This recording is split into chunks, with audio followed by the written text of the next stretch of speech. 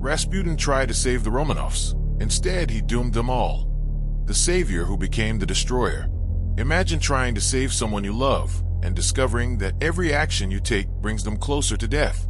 This is the ultimate tragedy of Grigory Rasputin, a man who genuinely loved the Russian Imperial family and dedicated his life to protecting them, only to become the catalyst for their total destruction. This isn't the story of the mad monk you know from history books.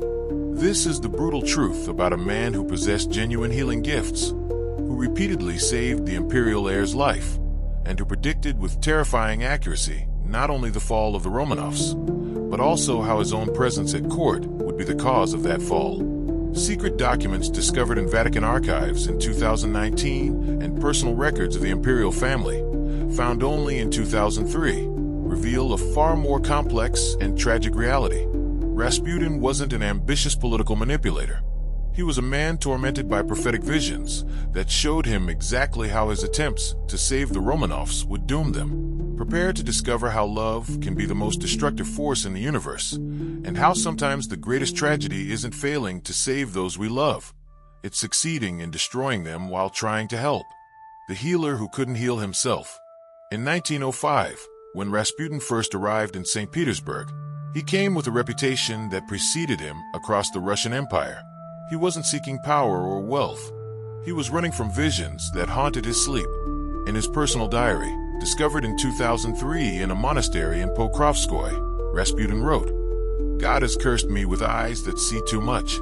I see the boy dying, and I see my own hands both saving and destroying him." The boy was Alexei Romanov, the hemophiliac heir to the Russian throne, whose condition was a state secret so closely guarded that even admitting its existence was treason. Yet Rasputin knew about it before he ever met the family. More disturbing, he knew that his ability to heal the child would ultimately lead to both their deaths. When Rasputin was first brought to the Alexander Palace, during one of Alexei's severe bleeding episodes, something extraordinary happened that defied medical explanation. Dr. Eugene Botkin, the family's physician and a man of science, documented the event in his private notes, which were hidden in the palace walls and only discovered during renovations in 2003. The child was dying, Botkin wrote. His internal bleeding had continued for 3 days despite all medical intervention. His pulse was barely detectable, his breathing shallow and labored. Then this peasant entered the room, knelt beside the bed, and placed his hands on the boy. Within minutes, I swear this on my medical oath, the bleeding stopped. Within an hour, color had returned to the child's cheeks. It was medically impossible, yet it happened before my eyes. But what Botkin didn't record, what he couldn't have known, was what Rasputin saw during that healing. In his diary entry from that same night, Rasputin wrote, "As the boy's life returned to his body, I saw our deaths written in his blood. Every time I heal him, I bind us closer to our shared destruction.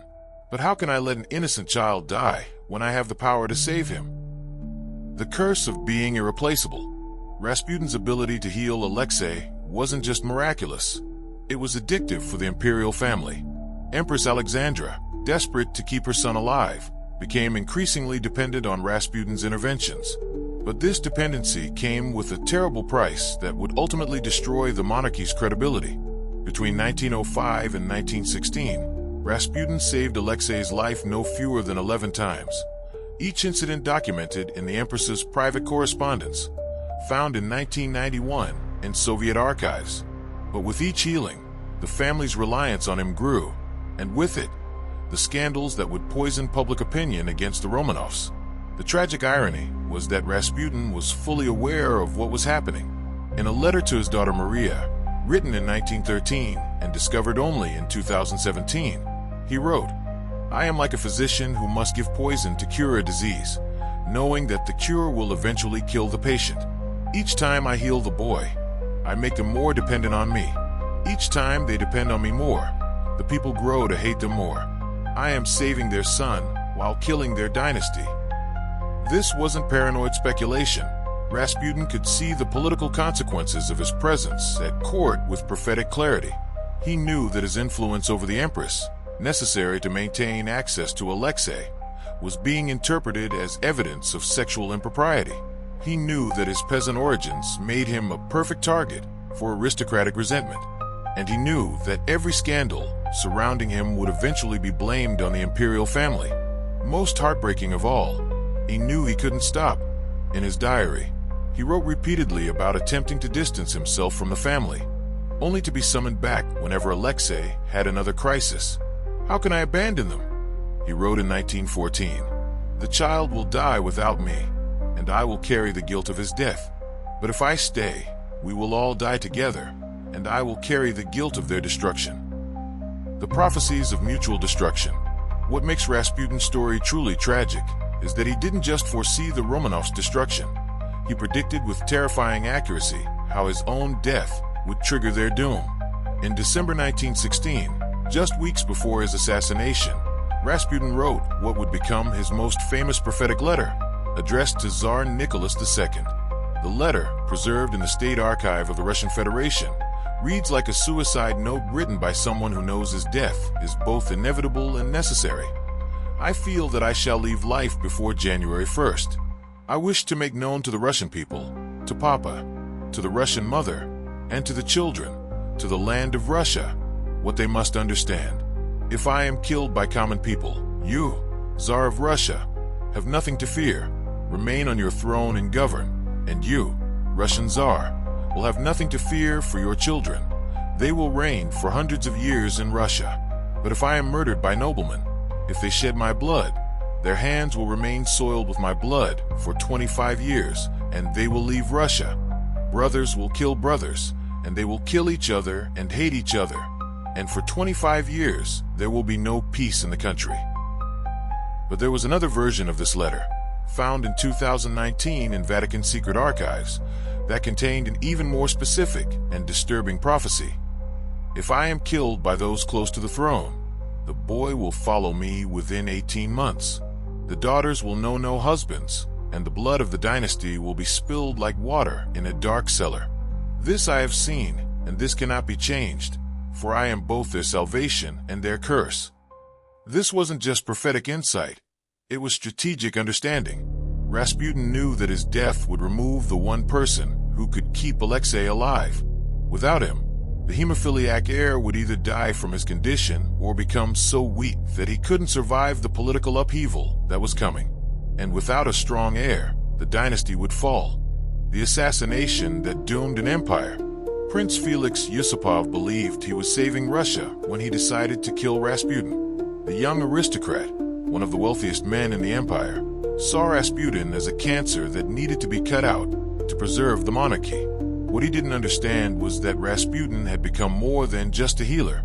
He had become the only thread holding the Romanov dynasty together. The assassination on December 30th, 1916, was as bungled as it was brutal. Yusupov and his conspirators, Grand Duke Dmitry Pavlovich and Vladimir Purishkevich, tried to poison Rasputin with cyanide-laced cakes and wine. When the poison inexplicably failed to work, they shot him. When he survived the shooting, they beat him and threw him into the frozen Neva River, where he finally drowned. But the most tragic aspect of the assassination wasn't how Rasputin died. It was what happened immediately afterward. Within days of his death, Alexei suffered the worst bleeding episode of his life. Without Rasputin to heal him, the boy's condition became critical. Dr. Botkin, writing in his journal, noted, "The child is failing rapidly. We have tried every medical intervention available, but nothing works. It is as if some protective force has been removed from him." The Empress, devastated by the loss of the only person who could save her son, fell into a deep depression that made her completely ineffective as a political figure. The Tsar, torn between grief for his dying son and rage at his cousin's involvement in Rasputin's murder, began making increasingly erratic decisions that would soon cost him his throne. The self-fulfilling prophecy. The most disturbing aspect of Rasputin's story is how perfectly his prophecies fulfilled themselves. By predicting that the Romanovs would fall if he was killed by nobles, he may have made that outcome inevitable. When news of Rasputin's assassination spread, it was initially celebrated by the aristocracy and welcomed by many common people who had been fed anti-Rasputin propaganda for years. But the celebration was short-lived. Within 2 months, the February Revolution had begun, and Tsar Nicholas II was forced to abdicate. The revolutionaries didn't overthrow the monarchy because they missed Rasputin. They overthrew it because his death had revealed the dynasty's complete dependence on an outsider, and his absence had made Alexei's condition public knowledge. The hemophiliac heir became a symbol of the Romanovs' weak blood, and without Rasputin's healing abilities, there was no way to hide the dynasty's vulnerability. Grand Duke Dmitry Pavlovich, one of Rasputin's assassins, would later write from exile, "We thought we were saving Russia from a mad monk. Instead, we discovered that the mad monk was the only thing keeping Russia's royal family alive. We didn't kill Rasputin. We performed surgery on a patient by removing their heart." The final healing. Even in death, Rasputin continued to influence the Romanovs' fate. His body was initially buried in the palace grounds, and Alexandra would visit his grave daily, praying for her son's health. But after the abdication, the new provisional government ordered Rasputin's body exhumed and burned, scattering his ashes to prevent his grave from becoming a pilgrimage site. According to witnesses, including several guards who later testified during Soviet investigations, the moment Rasputin's ashes were scattered in March 1917, Alexei's condition deteriorated catastrophically. The boy who had been merely weak became dying, and the boy who had been dying became doomed. Princess Olga Alexandrovna, the Tsar's sister, later wrote, "It was as if some invisible connection between Rasputin and Alexei had been maintained even in death, and when that connection was finally severed, the child's life force simply departed." By July 1918, exactly 18 months after Rasputin's death, the entire Romanov family was executed in the basement of the Ipatiev house in Ekaterinburg. Alexei, the boy Rasputin had saved so many times, was shot multiple times before finally dying. The daughters, as Rasputin had predicted, died as virgins, having known no husbands. The impossible choice. The most heartbreaking aspect of Rasputin's story is that there was no right choice. If he had refused to heal Alexei, the boy would have died young, but the dynasty might have survived with a different heir. If he had continued healing, but maintained distance from the family, his interventions might have been less effective, and Alexei might have died anyway. If he had fled Russia entirely, as he considered doing multiple times, Alexei would certainly have died, and Alexander's grief might have destroyed the monarchy just as surely as the scandals did. In his final diary entry, written the day before his death, Rasputin achieved a kind of tragic clarity. "I understand now that I was not sent to save the Romanovs. I was sent to give them the illusion of salvation while guiding them gently toward their destined end. God needed the old Russia to die so that a new Russia could be born, and he needed someone to love them enough to help them die with dignity. That someone was me." The price of salvation. Rasputin's story is ultimately about the terrible weight of responsibility that comes with the power to heal. He genuinely possessed abilities that defied medical explanation, and he used those abilities with the purest of intentions to save a child's life. But in a world where politics and power are more important than miracles and mercy, even the most genuine salvation can become the instrument of destruction. The Romanov dynasty didn't fall because Rasputin was evil. It fell because he was good. His healing abilities were real, his love for the family was genuine, and his prophecies were accurate. But in the context of early 20th century Russian politics, all of these virtues became weapons that destroyed the very people he was trying to protect. Perhaps the most tragic irony is that if Rasputin had been the charlatan and manipulator that his enemies claimed he was, the Romanovs might have survived. A fake healer would have been easier to dismiss and replace. A political opportunist would have abandoned the family when the situation became dangerous. A rational person would have recognized that his presence was destroying their reputation and would have voluntarily left. But Rasputin was none of these things. He was a genuine healer who couldn't abandon a sick child, a loyal friend who wouldn't betray those who trusted him, and a prophet who could see disaster coming but couldn't prevent it, because preventing it would require abandoning the very people he was meant to save. In the end, Rasputin tried to save the Romanovs from everything except himself, and himself was the one thing from which they needed to be saved most of all. If this tragic story of love, loyalty, and unintended destruction moved you, subscribe to discover more hidden truths about history's most misunderstood figures. And hit that like button if you believe that sometimes the greatest tragedy isn't being unable to save someone, it's being unable to save them from yourself. Because in the end, Rasputin's story teaches us that the road to destruction is paved with the best of intentions, and that sometimes loving someone too much is the cruelest thing you can do to them.